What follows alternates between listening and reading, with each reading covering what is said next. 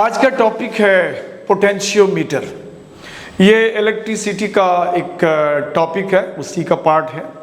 तो बच्चों ये क्लास 12th के लिए आता है और बहुत ही इम्पोर्टेंट में आता है, क्योंकि पोटेंशियोमीटर का यूज़ हम लोग बहुत जगह करते हैं। जैसे किसी सेल के इंटरनल रेजिस्टेंस के बारे में उसकी जानकारी के लिए हम लोग करते हैं, और डिफरेंट सेल्स अगर होते हैं हमारे पास, उन सेल्स के इलेक्ट्रोमोटिव फोर्स को हम लोग कंपेयर करने का भी इसका इस्तेमाल करते हैं। या किसी सर्किट में किसी कंडक्टर के किसी दो पॉइंट्स के बीच का पोटेंशियल डिफरेंस भी हम लोग इससे निकालते हैं।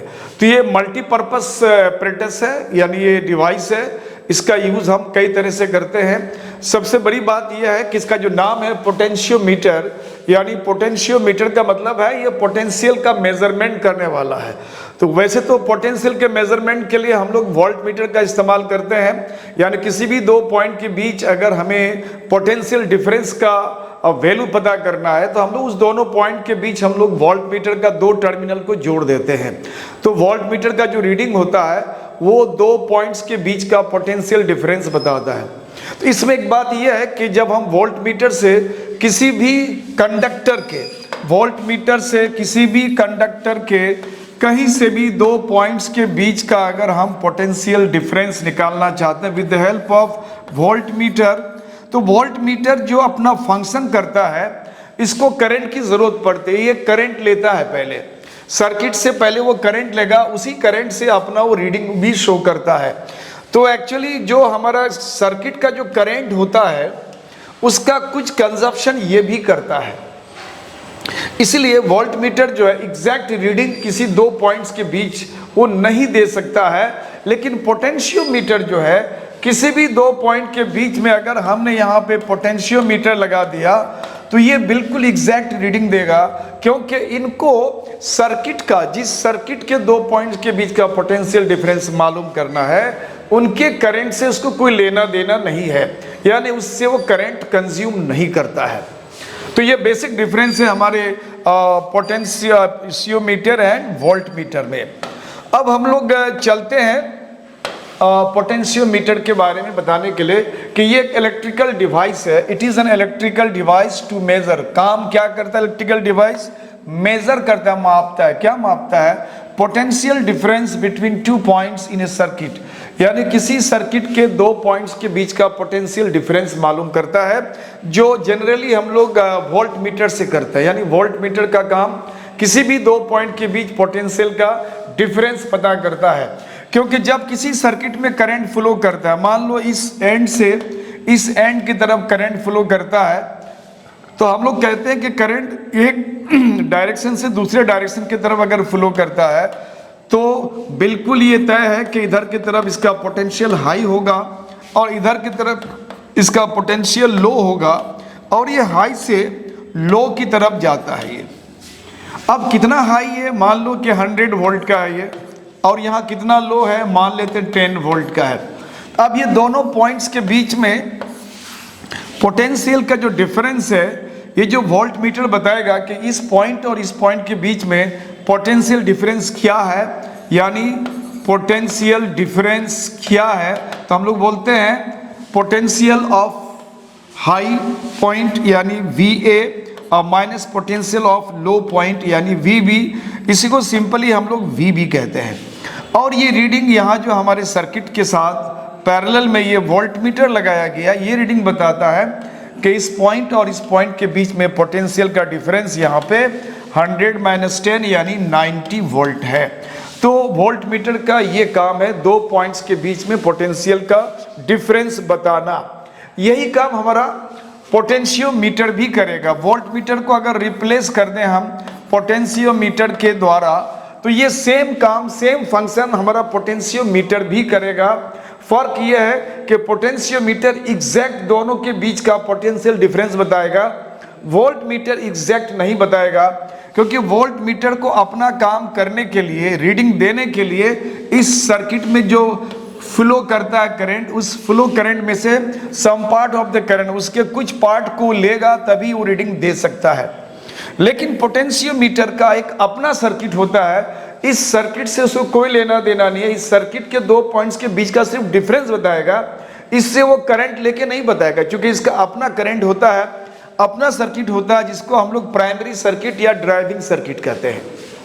तो ये ऑलरेडी उसका अपना एक सर्किट होता है, इसलिए सर्किट का करंट वो नहीं लेता है। तो ये इलेक्ट्रिकल डिवाइस है, स्पेशली वो मेजर करता है potential difference between 2 points in a circuit. दूसरा है EMF of a cell, cell का ईएमएफ भी मालूम कराता है। Internal resistance of a cell, cell के अंदर जो इंटरनल रेजिस्टेंस होता है, स्मॉल आर कहते हैं, ये आर का वैल्यू भी इससे हम लोग मालूम कर सकते हैं। यानी मल्टीपर्पस का ये डिवाइस है। तो इस डिवाइस से हम लोग कई काम लेते हैं। अब आता है कि circuit of the potentiometer. Potentiometer का जो सर्किट होता है, उस सर्किट को हम लोग प्राइमरी सर्किट कहते हैं, या कुछ बुक्स में आपको ये मिलेगा ड्राइविंग सर्किट, ड्राइविंग सर्किट भी कहते हैं। ड्राइविंग सर्किट यानी पोटेंशियोमीटर का जो सर्किट है वो ड्राइविंग सर्किट या प्राइमरी सर्किट कहलाता है। इसका डिजाइन जो होता है, एक्चुअली पोटेंशियोमीटर का जो एक्सपेरिमेंटल वायर होता है वो मैग्नीन का होता है, मैग्नीन या कॉन्स्टेंटन, ये दोनों एलॉय होता है। मैग्नीन या कॉन्स्टेंटन का बना होता है, जिसका रेजिस्टिविटी, रेजिस्टेंस बहुत ज्यादा होता है। ये हाईली रेजिस्टेंस वाला एलॉय होता है, उसी से बना ये तार होता है। और ये तार की लंबाई normally minimum 4 metre to 12 metre या 4 to 10 मीटर, इसी के अराउंड में होता है जनरली। ये 10 मीटर का जो होता है ये थोड़ा सा ज़्यादा स्टैंडर्ड माना जाता है। ज़्यादातर पोटेंशियोमीटर वो 10 मीटर तार वाला होता है। अब चूंकि 10 मीटर का अगर हम एक्सपेरिमेंटल वायर को अगर लेते हैं तो हमारा डिवाइस बहुत बड़ा हो जाएगा। तो हम लोग करते क्या है, अगर 10 मीटर का अगर हमें बनाना है पोटेंशियोमीटर, तो 1-1 मीटर का सेक्शन हम लोग काट लेते हैं, और वो 1-1 मीटर के तार को वुडन फ्रेम में, लकड़ी के फ्रेम में उसको हम लोग अरेंज करते हैं, लकड़ी के फ्रेम में उसको हम लोग अरेंज कर देते हैं। और ये कॉपर स्ट्रिप्स है, इसको CS कहते हैं, कॉपर स्ट्रिप्स। ये कॉपर स्ट्रिप से इसको बढ़िया से कस दिया जाता है, कॉपर स्ट्रिप से इसको कस दिया जाता है। ये कॉपर स्ट्रिप से, सब कॉपर स्ट्रिप से, जैसे हमने यहाँ दिखाया है कि 4 सेक्शन दिखाया गया यहाँ पे, यानी 4 मीटर का है ये। इसी तरह से अगर वो 10 मीटर्स का अगर लेंगे तो हम लोग यहाँ पे 10 मीटर्स यानी 10 सेक्शन लेंगे, और एक सेक्शन जो होता है तार का वो 1 मीटर का होता है। इस तरह से अगर आप 12 मीटर का अगर लेना चाहोगे तो आप लकड़ी के वुडन फ्रेम में आपको जो है 1-1 मीटर का जो है 12 सेक्शंस हो जाएगा, टुकड़ा हो जाएगा, उसको लकड़ी के फ्रेम में उसको कस देते हैं। अगर ये मान लिया जाए कि तार को ऐसे हम लोग कनेक्ट करते हुए चलेंगे इस तरह से, तो ये हमारा 4 सेक्शन मिलकर के 4 मीटर का वायर दे देगा। इसी तरह से अगर हमने 10 सेक्शन किया तो 10 मीटर का बनेगा, और 12 सेक्शन किया है तो 12 मीटर का बनेगा। ये तो हुआ पोटेंशियोमीटर के तार की लंबाई। दूसरा होता है कि एक छोर से दूसरे छोर में, जैसे यहाँ से हमने स्टार्ट करा, तो अगर इसको हम काउंट करें तो ये टोटल A से लेके B तक, A से लेके B तक इस तार की लंबाई जो है 4 मीटर हो जाएगा। हर सेक्शन को अगर हम ऐड कर देंगे कंटिन्यूअसली तो ये 4 मीटर हो जाएगा। अब ये 4 मीटर हमारा ये तार की लंबाई हो गया। अब तार के एंड से यानी A से लेके B तक एक एक्सटर्नल सर्किट हम लोग इसमें कनेक्ट करते हैं, इसको बोलते हैं एक्सटर्नल सर्किट। ये एक्सटर्नल सर्किट इसमें जोड़ देते हैं, जिसका नाम होता है प्राइमरी सर्किट, प्राइमरी सर्किट या ड्राइविंग सर्किट। इसी का नाम ड्राइविंग सर्किट भी है। इस सर्किट में होता है क्या, यहाँ पे हम लोग बैटरी का नाम लिया है यहाँ पे, चूंकि ग्रुप ऑफ सेल्स है। कई सेल जब हम कनेक्ट कर देते हैं, लगातार जब कई सेल को कनेक्ट करते हैं तो ग्रुप ऑफ सेल्स होता है, और ग्रुप ऑफ सेल्स को हम लोग बैटरी कहते हैं। तो ये हमारा एक बैटरी हो गया। सर्किट में करंट को फ्लो करना है, फ्लो कराने के लिए यहाँ हमने एक की रख लिया है, और यहाँ पे एक रियोस्टेट है। रियोस्टेट का काम है कि सर्किट में जो करंट फ्लो करना है उसको कंट्रोल करना, यानी ये एक रेजिस्टेंस होता है रियोस्टेट। अपने हिसाब से हम लोग सर्किट के रेजिस्टेंस को बढ़ा घटा सकते हैं। तो यहाँ पे रेजिस्टेंस को बढ़ाने घटाने का काम ये हमारा रियोस्टेट करता है। अब ये पूरा सर्किट हमारा कंप्लीट हो गया। अब सर्किट में जब हम इस की को ऑन करेंगे तो इस सर्किट में करंट फ्लो करेगा। अब जैसे यहाँ पे बैटरी में दिखाया गया है, ये पॉजिटिव टर्मिनल इधर की तरफ है इस पूरे सेल का, जितने भी ग्रुप ऑफ सेल है, और नेगेटिव टर्मिनल इधर की तरफ है। तो नॉर्मली जो डायरेक्शन ऑफ करंट हम लोग दिखाते हैं किसी भी सर्किट में, जब डायरेक्शन ऑफ करंट की बात करते हैं तो हम लोग पॉजिटिव टर्मिनल से करंट को निकलता या जाता हुआ दिखाते हैं, और वो करंट यहाँ आने के बाद दो सेक्शन में बढ़ जाएगा, दो पार्ट की तरफ वो फ्लो करेगा, एक इधर फ्लो करता है और एक इधर की तरफ। और इधर की तरफ एक गैल्वेनोमीटर लगा होता है, ये गैल्वेनोमीटर के साथ एक जॉकी लगा होता है, एक पेन के साइज का एक जॉकी होता है, उस जॉकी से ये जुड़ा होता है। उस जॉकी को हम लोग इस तार के ऊपर जगह जगह अलग अलग पॉइंट पे उसको हम लोग सटा सकते हैं, उसको लगा सकते हैं। वो डिपेंड करता है कि किस जगह में इस जॉकी को रखना है, और ये तय करना है गैल्वेनोमीटर की रीडिंग को देखते हुए। अगर गैल्वेनोमीटर का रीडिंग हमें 0 करना है, यानी इसको बोलते हैं नो डिफ्लेक्शन, अगर इसमें कोई डिफ्लेक्शन नहीं करना है तो गैल्वेनोमीटर को हम लोग डिफ्लेक्शन नहीं दिखाना, यानी इधर की तरफ कोई करंट नहीं जाना है। अगर इसमें कोई डिफ्लेक्शन नहीं है, कोई रीडिंग नहीं है, रीडिंग अगर ये 0 बता रहा है, इट मीन्स कि इस सर्किट की तरफ करंट नहीं आएगा, ना इधर से करंट आएगा ना इधर से करंट आएगा। इस सर्किट के आर पार कोई करंट जब फ्लो नहीं करता है तो उस समय गैल्वेनोमीटर का जो रीडिंग है कंप्लीट 0 होता है, और इसको बोलते हैं नो डिफ्लेक्शन। और वो डिपेंड करता है कि जॉकी को हम कहाँ किस जगह पे एडजस्ट करते हैं, इस जॉकी को और इस रियोस्टेट को आगे पीछे करके रियोस्टेट से रेजिस्टेंस अपने हिसाब से हम इंक्रीज कर सकते हैं, इसको डिक्रीज कर सकते हैं। ये सारे फेनोमेना ये करने के बाद गैल्वेनोमीटर के जब एक्सपेरिमेंट करते हैं उस समय जब उसका 0 रीडिंग आ जाता है तो उस समय इसको हम लोग बैलेंस स्टेट भी कहते हैं। उस समय उस पोजीशन को पोटेंशियोमीटर का बैलेंस स्टेट कहते हैं। बोलते हैं पोटेंशियोमीटर हमारा बैलेंस स्टेट में आ गया, यानी गैल्वेनोमीटर का डिफ्लेक्शन 0 आ गया। तो ये तो हुआ हमारे पोटेंशियोमीटर का डिज़ाइन, कैसे कैसे ये बनता है।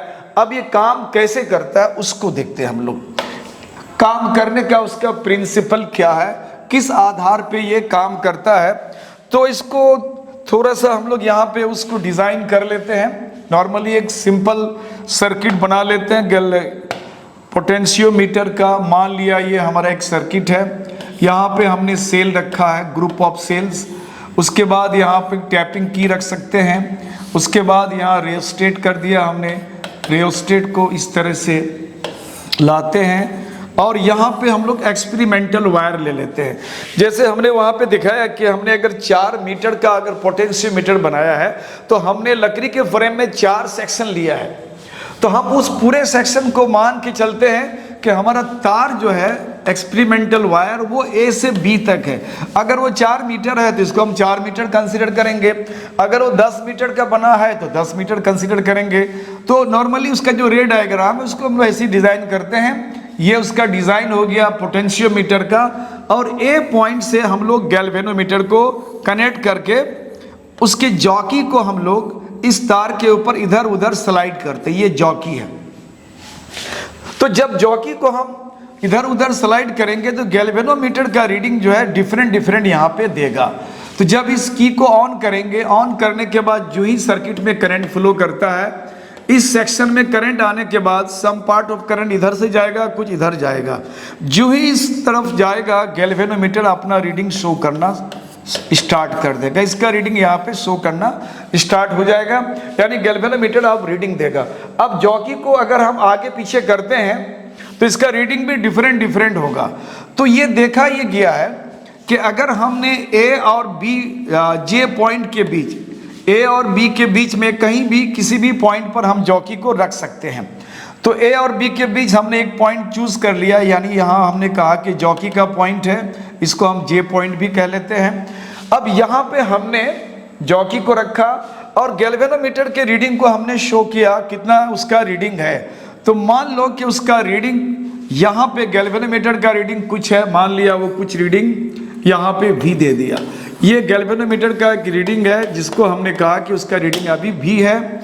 उसके बाद इस रीडिंग के हिसाब से हम यहाँ से यहाँ तक की इसकी लंबाई नाप लेंगे। जब गैल्वेनोमीटर का रीडिंग यहाँ पे भी आ गया उस समय A से J के बीच की तार की लंबाई हम नाप लेते हैं, क्योंकि इसके पीछे एक स्केल भी होता है। ये स्केल से पता चल जाएगा कि वो J पॉइंट A पॉइंट से कितनी दूर पर है। यानी यहाँ से यहाँ तक की दूरी हम सेंटीमीटर में नाप लेते हैं, उसको मान लिया एल है ये। फिर हम क्या करते हैं, फिर इस जे पॉइंट को हम इधर की तरफ या इधर की तरफ, हमारे ऊपर डिपेंड है, चाहे इधर हम खिसका दें या फिर इधर की तरफ लेके आए। जो ही गैल्वेनोमीटर के जॉकी को हम वहाँ से खिसकाते हैं, स्लाइड करते हैं, तो इसका रीडिंग बदल जाता है, इसका रीडिंग बदल जाता है। और मान लिया कि उसका रीडिंग गैल्वेनोमीटर का यहाँ पे V1 है और उस समय उसका जो रीडिंग है वो मान लिया L1 है। तो ओम साहब का जो लॉ है, किसी भी सर्किट में जब करंट फ्लो करता है और उस सर्किट के दो पॉइंट्स के बीच में करंट मान लिया कि A से B की तरफ जा रहा है, जैसे हमने कहा कि A से J की तरफ जा रहा है, A से J की तरफ जा रहा है, तो अगर A से J की तरफ जा रहा है तो इसको हम यूं कह सकते हैं कि A से J के पॉइंट्स के बीच में पोटेंशियल डिफरेंस तो कुछ होगा, कि जब भी किसी दो पॉइंट्स के बीच में करंट फ्लो करता है, ये तभी कर सकता है कि एक पॉइंट हाई पोटेंशियल का होगा, दूसरा पॉइंट लो पोटेंशियल का होगा, और करंट हाई पोटेंशियल से लो की तरफ जाता है। तो अगर करंट इधर से इधर फ्लो कर रहा है तो यहाँ से यहाँ के बीच में हाई से लो की तरफ जाता है, ये हाई पोटेंशियल है और ये लो पोटेंशियल है, यानी हाई से लो की तरफ जाता है। तो इन दोनों के पोटेंशियल के बीच का डिफरेंस को हम लोग पोटेंशियल डिफरेंस कहते हैं और इसको V से डिनोट करते हैं। ओम साहब ने सिंपल सर्किट के लिए बताया है कि जब भी किसी सर्किट के दो पॉइंट के बीच में पोटेंशियल डिफरेंस होगा, पोटेंशियल डिफरेंस होगा, तो ये डायरेक्टली प्रोपोर्शनल होता है करंट का, डायरेक्टली प्रोपोर्शनल करंट का होता है। यानी जितना पोटेंशियल डिफरेंस आप बढ़ाओगे, दोनों के बीच में करंट का फ्लो भी उतना ही ज्यादा होगा। और जब इसको इक्वल करते हैं तो इधर की तरफ हम लोगों ने कुछ कांस्टेंट को मल्टीप्लाई करा था जिसका नाम दिया था R, और बाद में इस R को हम लोगों ने रेजिस्टेंस कहा था, बोला था ये सर्किट का रेजिस्टेंस है। एक्चुअली ये इस रिलेशन का ये कांस्टेंट ऑफ प्रोपोर्शनलिटी है, यानी V इक्वल टू IR होता है, IR। अब V इक्वल टू IR अगर है, इसका मतलब है कि A और J के बीच में भी अगर पोटेंशियल डिफरेंस हमारा V है और यहाँ से यहाँ तक की इसका लेंथ अगर यहाँ पे L है, दोनों के बीच का ये जो लेंथ है वो दोनों पॉइंट्स के बीच का डिस्टेंस यानी लेंथ अगर L है, तो हम ये कह सकते हैं कि A और J के बीच में कंडक्टर का लेंथ L है और दोनों पॉइंट्स के बीच में पोटेंशियल डिफरेंस हमारा V है।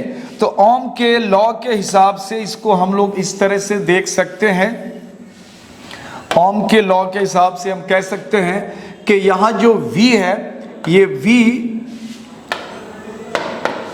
ये पोटेंशियल डिफरेंस जो आया ये V, ये डायरेक्टली प्रोपोर्शनल होता है उसके लेंथ का। यहाँ पे लेंथ अगर हम बढ़ाते जाएंगे तो पोटेंशियल का डिफरेंस बढ़ता जाएगा। तो डायरेक्टली पोटेंशियल डिफरेंस जो होता है दोनों पॉइंट्स के बीच, जितना आप लेंथ बढ़ाओगे इसका वैल्यू बढ़ता जाएगा।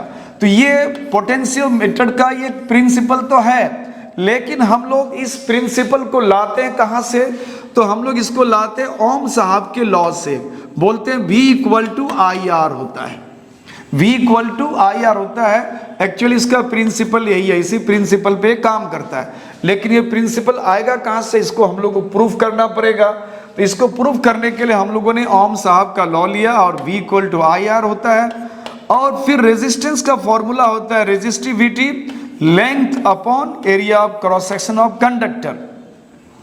अब इन वैल्यूज में अगर देखा जाए क्या क्या वैल्यू हमारे लिए यहाँ फिक्स है, तो सर्किट में हमने जो करंट फ्लो कराया, यहाँ जो भी सेल है, जितना भी करंट उस सर्किट को प्रोवाइड करता है, तो ये करंट हमारा फिक्स है। और ये जो वायर हमारा एक्सपेरिमेंटल वायर है, उसकी रेजिस्टिविटी जो उसके नेचर पे डिपेंड करता है, ये भी फिक्स है। तार का एरिया ऑफ क्रॉस सेक्शन, उसकी जो मोटाई है, उसको भी हम लोगों ने यहाँ पे फिक्स रखा, ये हमारा चेंज नहीं है। ये सारे क्वांटिटी हमारा फिक्स है। अब अगर वेरी करता है तो यहाँ L वेरी करेगा, क्योंकि अभी हमने जॉकी को यहाँ रखा है। अब जॉकी को अगर हम आगे बढ़ा देंगे, गैल्वेनोमीटर का रीडिंग बदल जाएगा, यानी इसका जो वोल्टेज है यानी V का वैल्यू चेंज हो जाएगा। या फिर जॉकी को हम पीछे हटाएंगे तब भी गैल्वेनोमीटर का रीडिंग चेंज हो जाए। इसका मतलब है गैल्वेनोमीटर का रीडिंग जो V है वो डिपेंड करेगा इसके लेंथ पर, क्योंकि I पे डिपेंड करेगा नहीं, ऑलरेडी वो करंट जितना फ्लो करना है वो करेगा। तार की जो रेजिस्टिविटी है उसकी नेचर है वो भी नहीं बदल सकता है। तार कितना मोटा है, उसका एरिया ऑफ क्रॉस सेक्शन क्या है वो भी फिक्स है। अगर यहाँ कोई वेरी करने वाला है तो वो L है, क्योंकि L A और J के बीच का डिस्टेंस, अब J को आप जहाँ रखोगे L का वैल्यू उतना हो जाएगा। इसका मतलब ये वेरी करने वाला है और ये कांस्टेंट है, तो इसके लिए हमने K लगा दिया और यहाँ पे L कर दिया। K क्या है तो बोलना पड़ेगा K जो है ये कांस्टेंट फिगर है या कांस्टेंट डेटा है, और ये वैल्यू हम लोग ने लिया I रो अपॉन A। ये वैल्यू चेंज नहीं होने वाला है, जिसको हम कांस्टेंट कहते हैं। और मैथमेटिक्स का एक रूल है कि जब किसी भी इक्वेशन में कोई एक वैल्यू वेरी नहीं करता है, बदलता नहीं है, अगर ये कांस्टेंट है, इस कांस्टेंट को अगर हम रिमूव कर देंगे तो साइन ऑफ इक्वलिटी बन जाएगा साइन ऑफ प्रोपोर्शनलिटी, यानी V डायरेक्टली प्रोपोर्शनल हो जाएगा यहाँ पे L का। यानी V और L ये दोनों वेरी करता है, दोनों ही वेरिएबल है।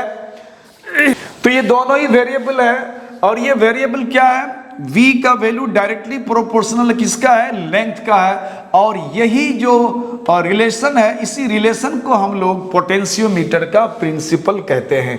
यानी पोटेंशियोमीटर इसी प्रिंसिपल में काम करता है। अगर आप J को आगे बढ़ाओगे तो इसका रीडिंग यानी V बढ़ेगा, J को अगर पीछे करोगे लेंथ घटेगा, यानी V का वैल्यू घटेगा। यानी एक्सपेरिमेंटल वायर में जॉकी आप कहाँ रखते हो, कितनी दूरी पे, उसके हिसाब से पोटेंशियोमीटर में गैल्वेनोमीटर का रीडिंग होगा। ये उसका प्रिंसिपल है। तो this is about principle of potentiometer. अब आता है इसका यूज, उसका एप्लीकेशन क्या है। तो एप्लीकेशन में बेसिकली आपके 12th एग्जाम में जो पूछा जाता है, दो ही एप्लीकेशन बहुत ज्यादा इंपॉर्टेंट है, यानी दो सेल के EMF का कंपैरिजन करना या किसी सेल के इंटरनल रेजिस्टेंस को निकालना। तो यहाँ पे दो सेल के EMF को हम लोग कंपेयर करेंगे। अब बहुत सिंपल है, बहुत ज्यादा उसको हम लोग कॉम्प्लिकेट नहीं करते हैं। रफली एक रे डायग्राम हम लोग बना लेते हैं। यहाँ कुछ सेल दे देते हैं, यहाँ ये सेल है हमारा पोटेंशियोमीटर का। अब चाहो तो यहाँ पे एमीटर भी लगा सकते हो करंट की रीडिंग के लिए, और चाहो तो यहाँ पे आप टैपिंग की लगा दो, उसके बाद आप रेजिस्टेंस लगा दो, जिसको हम रियोस्टेट कहते हैं, RH लिखते हैं रियोस्टेट को। अब ये रियोस्टेट अपने हिसाब से रेजिस्टेंस चेंज करोगे, करने के बाद यहाँ पे आप यहाँ से यहाँ आपका एक्सपेरिमेंटल वायर है जो A से B लेते हैं जनरली, और उसके बाद इस पॉइंट से, यहाँ से इस पॉइंट से हम लोग ये उसका पोटेंशियोमीटर का ये अपना एक सर्किट है, जिसको हम ड्राइविंग सर्किट या प्राइमरी सर्किट कहते हैं। अब हमें जो एक्सपेरिमेंट करना है, तो एक्सपेरिमेंटल सर्किट हमारा इधर होगा। क्योंकि दो सेल के EMF को हमें जानना है, तो हम यहाँ बारी बारी से दो सेल यहाँ पे यूज करेंगे। एक सेल का EMF मान लिया E1 है, और दूसरी सेल का EMF मान लेते हैं E2 है। तो ये भी हमारा एक सर्किट है, चूंकि इधर भी करंट की बात होगी, सेल है, तो ये भी एक हमारा सर्किट है। तो इस सर्किट को हम लोग कहते हैं एक्सपेरिमेंटल सर्किट। और ये जो सर्किट है हमारा, ये सर्किट हमारा ड्राइविंग सर्किट या पोटेंशियोमीटर सर्किट या प्राइमरी सर्किट। इस सर्किट से इसको कोई लेना देना नहीं है। यानी पोटेंशियोमीटर अपना जो काम करता है इसी सर्किट से, इसी सेल से करता है। इन सेल के करंट से उसको कोई लेना देना नहीं है। अब हम लोग क्या करते हैं, गैल्वेनोमीटर यहाँ रखते हैं, ये हमारा गैल्वेनोमीटर है। तो गैल्वेनोमीटर को हम लोग कनेक्ट करेंगे, एक बार इसके साथ और दूसरी बार इसके साथ। इस जगह में हम लोग स्विच लगा देते हैं, इसको बोलते हैं ये S1 स्विच है और ये S2 स्विच है। अब यहाँ गैल्वेनोमीटर से जॉकी हमारा होगा, ये जॉकी है। अब बिल्कुल सिंपल आप रे डायग्राम इसका बना सकते हो, और इससे ज़्यादा कोई कॉम्प्लिकेशन नहीं है। वैसे बुक्स में इसका रे डायग्राम को बहुत कॉम्प्लिकेट दिखाया जाता है, तो इसको तो आपको याद रखना पड़ेगा, कोई कॉम्प्लिकेशन नहीं है। सेल लेना है, अगर आप करंट को दिखाना चाहते हो तो एमीटर लगा दो, अदरवाइज कोई ज़रूरी नहीं है। और की इसके अंदर करंट को फ्लो कराने के लिए, ऑफ ऑन करने के लिए हम लोगों ने की लगा दिया। और दूसरा यहाँ पे हमारा रियोस्टेट है, जो सर्किट के रेजिस्टेंस को चेंज करने के लिए, अपने इच्छा अनुसार बदलने के लिए काम आता है। तो यहाँ पे हमें रेजिस्टेंस मिल पाता है, यहाँ आर मिलता है रियोस्टेट से। अब एक्सपेरिमेंट के लिए हम लोग करते क्या है, सबसे पहले किसी एक सेल के स्विच को ऑन करते हैं। मान लिया कि हमने इस स्विच को ऑन किया और इसको अभी ऑफ मोड में रखा है। अभी मान लेते हैं एस को हमने, फर्स्ट केस में हमने कहा कि S1 स्विच हमारा ऑन है और S2 स्विच को हमने अभी ऑफ मोड रखा है। मतलब हमारे पोटेंशियोमीटर के सर्किट से ये हमारा डिस्कनेक्टेड है और ये वाला कनेक्टेड है, क्योंकि इसको हमने ऑन मोड में रखा है। तो जो ही स्विच को ऑन करेंगे और ये ऑलरेडी ऑन है हमारा, तो ये गैल्वेनोमीटर हमारा एक रीडिंग शो करता है। गैल्वेनोमीटर के यहाँ अंदर यहाँ पे कोई रीडिंग शो करता है, सम वोल्टेज में ये रीडिंग शो करेगा। अब जॉकी को हम लोग करेंगे क्या, इस एक्सपेरिमेंटल वायर यानी मैग्नीन या कॉन्स्टेंटाइन वायर के ऊपर स्लाइड करते हैं। स्लाइड करते हुए एक ऐसा पॉइंट लाना है जहाँ पे गैल्वेनोमीटर का रीडिंग 0 हो जाए। जब गैल्वेनोमीटर का रीडिंग 0 हो जाएगा, उस समय ए से इस जे के बीच का डिस्टेंस हम तय कर लेते हैं कितनी दूर है। यानी ए से जे के बीच का डिस्टेंस सपोज दैट कि वो L1 है।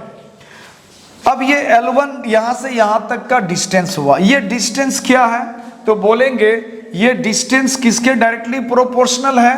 अभी हमने बताया कि पोटेंशियोमीटर जो अपना गैल्वेनोमीटर अपना रीडिंग देता है, जब भी कोई रीडिंग देगा तो पोटेंशियोमीटर का जो रीडिंग होता है वोल्ट में, वो डायरेक्टली प्रोपोर्शनल होता है उन दोनों पॉइंट्स के बीच का डिस्टेंस का।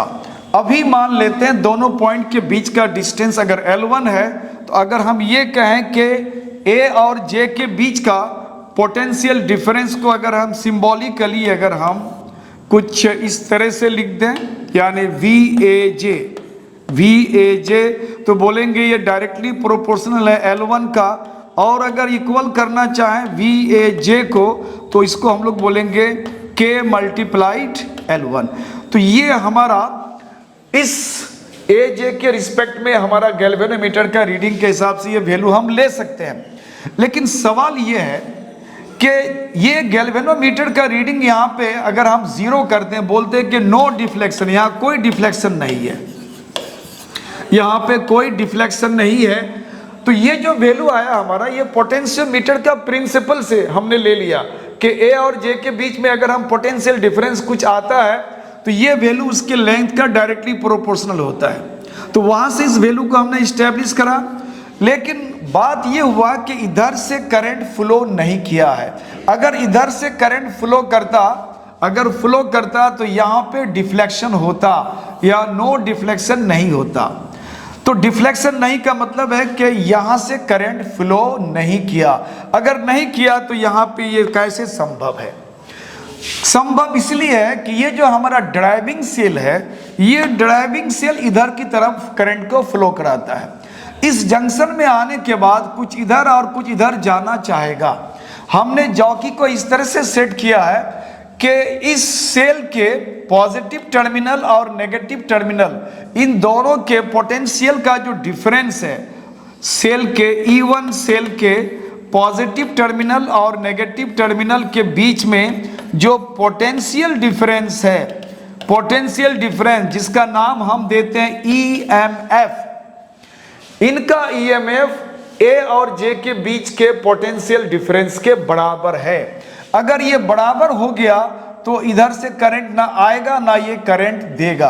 अब सवाल ये है कि बराबर होने से इधर करंट नहीं जाएगा, तो इसको मैं ऐसे समझाता हूं, जैसे A और J के बीच में हमारा पोटेंशियल डिफरेंस है। पोटेंशियल डिफरेंस हम लोग क्या बोलते हैं, जैसे हम लोगों ने कहा कि 2 पॉट में पानी भरा हुआ, इसमें इतना पानी है और एक दूसरा पॉट है, इसमें पानी कम है। अब दोनों के पानी के लेवल यानी हाइट का जो डिफरेंस है बिल्कुल सिमिलर वैसे ही है। ये हाई पोटेंशियल है और ये लो पोटेंशियल है। अगर इन दोनों के बीच में पोटेंशियल का डिफरेंस अगर है, पोटेंशियल का डिफरेंस है, तो इसी को हम लोग लेवल से कंपेयर करते हैं और इसको बोलते हैं दोनों के बीच का पोटेंशियल है, हाई पोटेंशियल लो पोटेंशियल। अब ए का जो पोटेंशियल है पॉजिटिव टर्मिनल के पोटेंशियल के बराबर। अब ये हम मान लेते हैं ये हमारा पॉजिटिव टर्मिनल है। अब इधर से ये चूंकि सेल इधर से आ रहा है तो सेल का ये high potential point, negative terminal इधर से आ रहा है तो ये जे हो जाएगा इस सेल का लो पोटेंशियल पॉइंट। अब इसका हाई पोटेंशियल और सेल का हाई पोटेंशियल यानी पॉजिटिव दोनों का लेवल सेम होगा। जब दोनों दो पॉट में पानी का लेवल सेम हो, अगर इसको हमने कनेक्ट करा है ना इधर से इधर पानी फ्लो करेगा ना इधर से इधर पानी फ्लो करेगा। इसका मतलब है ए पॉइंट अगर हमारा हाई पोटेंशियल है तो सेल का पॉजिटिव टर्मिनल भी हाई पोटेंशियल है, तो दोनों का लेवल यहाँ सेम है। इधर से इस सर्किट का ये जे अगर हमारा लो पोटेंशियल है तो इधर से हमारे इस सेल का एक्सपेरिमेंटल सेल का नेगेटिव टर्मिनल भी लो पोटेंशियल है। इसका पोटेंशियल यानी उसके पानी का लेवल इस सर्किट से जे पॉइंट के पानी का लेवल और सेल के इस नेगेटिव टर्मिनल का पानी का लेवल लो लेवल भी दोनों का सेम है। और इसको भी अगर हम कनेक्ट करेंगे तो पानी इधर से इधर फ्लो नहीं करेगा यानी करंट फ्लो नहीं करेगा।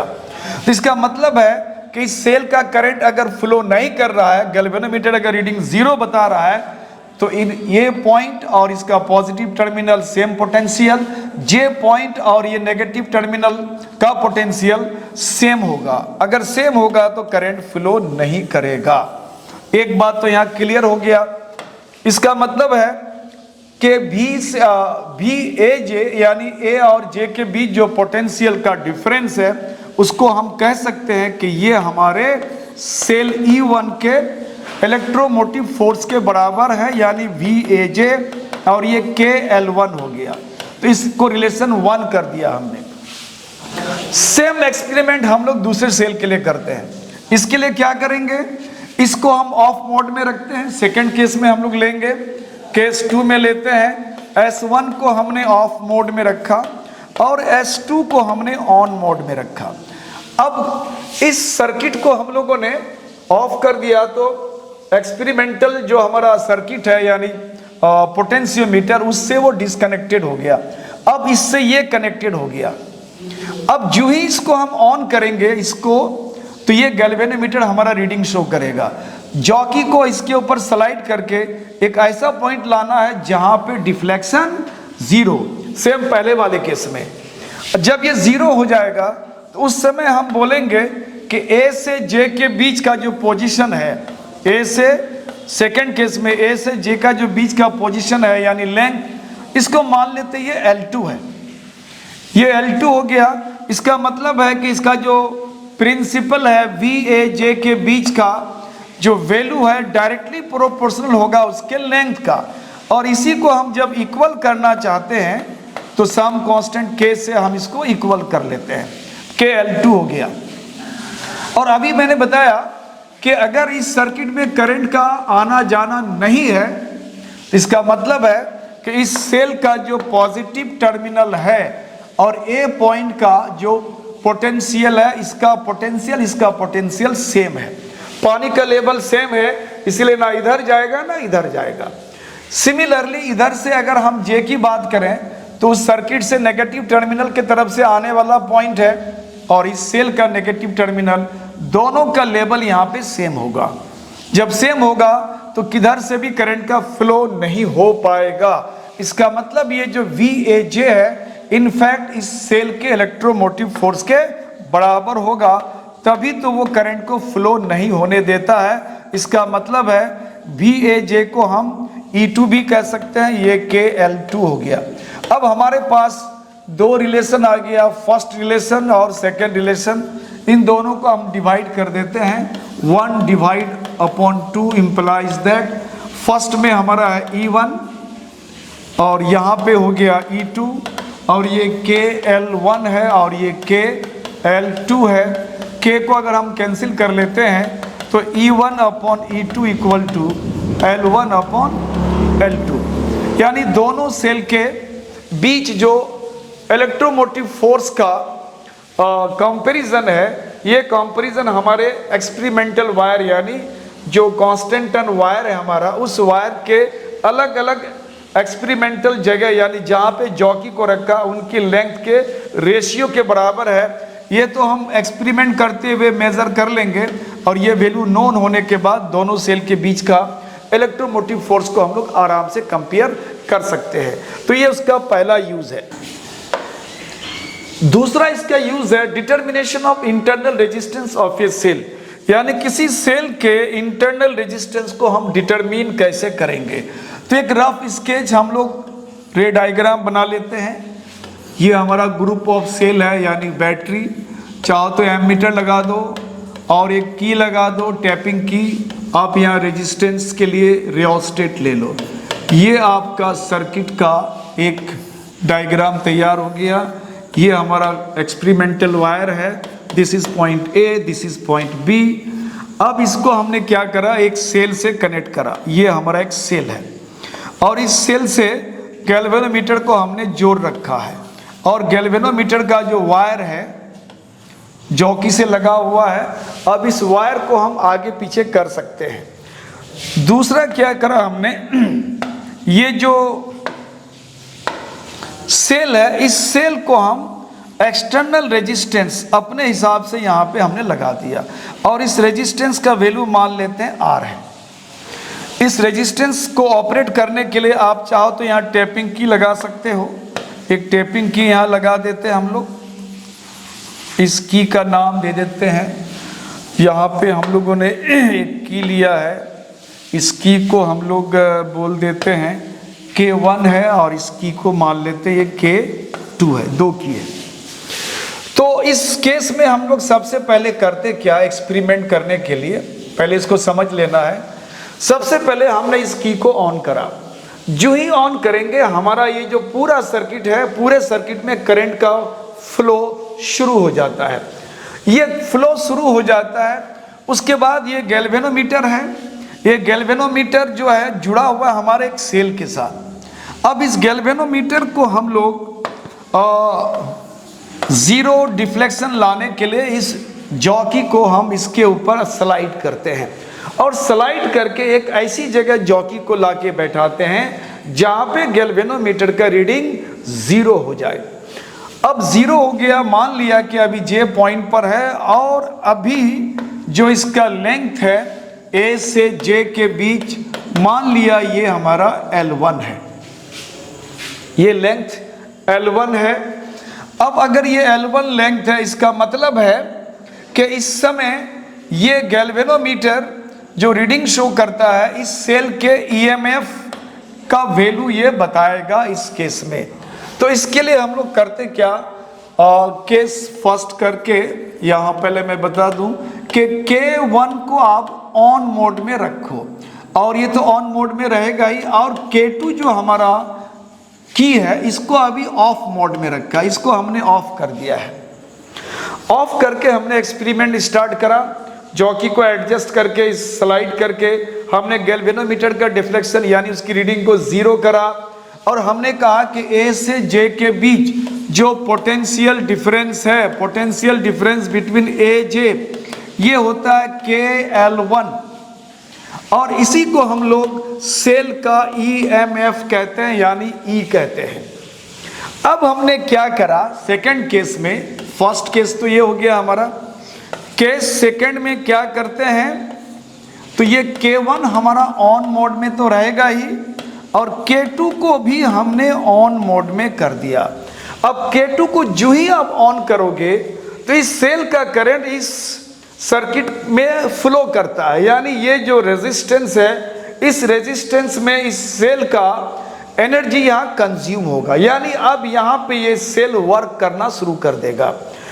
अब जब सेल वर्क करते हुए उनके पॉजिटिव और नेगेटिव टर्मिनल्स के बीच का पोटेंशियल डिफरेंस निकालते हैं, उसको हम लोग टर्मिनल पोटेंशियल डिफरेंस या टीपीडी कहते हैं हम लोग। ये ऑलरेडी इससे पहले वाले क्लास में मैंने ये आपको बता रखा है। अगर हमारे इसमें बिल्कुल आप न्यू व्यूअर्स हो, आप हमारे चैनल को सब्सक्राइब करके बेल आइकन को प्रेस कर दें, आपको जाकर के ये सारे वीडियोस को आपको देख लेना चाहिए।